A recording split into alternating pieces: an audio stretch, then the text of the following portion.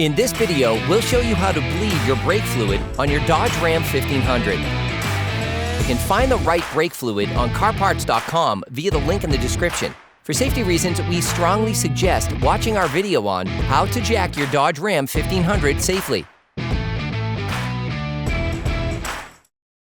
Remove any residual vacuum or hydraulic pressure from the brake power booster by applying the brake several times with the engine off. Open the brake fluid reservoir. In the case of a complete bleeding of the brake fluid circuit, you must start by emptying the used fluid using a pump.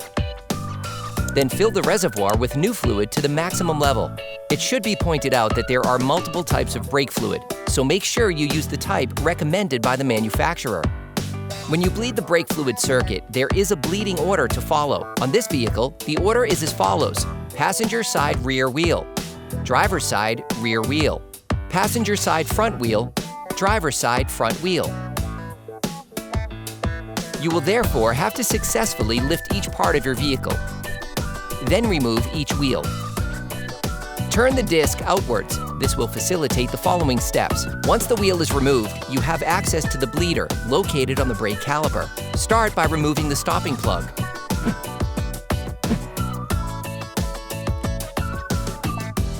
Using a wire brush, brush the bleeder clean before applying penetrating oil to make sure you don't break the trap if it gets rusty. The simplest method, requiring the least amount of tools, is to use a container pre-filled with a little brake fluid. Dip a tube into the container. The brake fluid will prevent air from rising up the tube during bleeding operations. For the front calipers, position an 11mm wrench on the bleeder. Then connect the other end of the tube to the bleeder. Before opening the bleeder, gently pump the brake pedal a few times to pressurize the system. Once the pedal is hard, hold it down. At this time, open the bleeder to let the brake fluid drain. As fluid escapes from the bleeder, the pedal is depressed.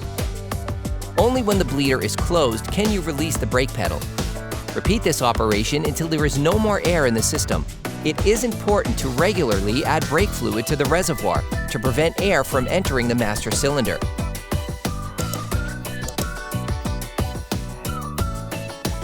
When a clear, bubble-free liquid flows out, all you have to do is close the bleeder and disconnect the tool.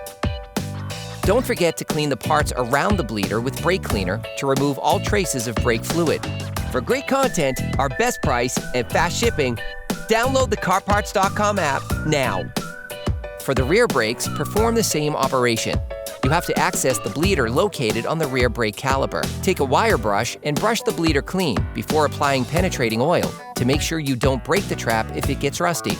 The rear bleeders are unscrewed using a 10mm wrench. You can also use brake bleeder wrenches connected to a tube fitted with a non-return system, which prevents air from re-entering the circuit. With this tool, simply pump the brake pedal gently to evacuate air from the system and replace the old fluid with new. Once the circuit has been bled, close the bleeder and remove the tool.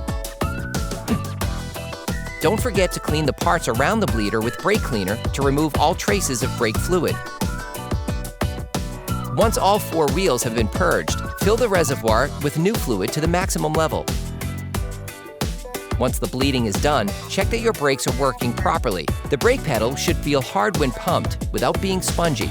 Warning: if you have any concern about the effectiveness of your braking system, if the brake pedal remains soft after several bleedings, or if the brake or anti-lock indicator remains illuminated, do not use the vehicle and have it checked by a garage. Operation complete.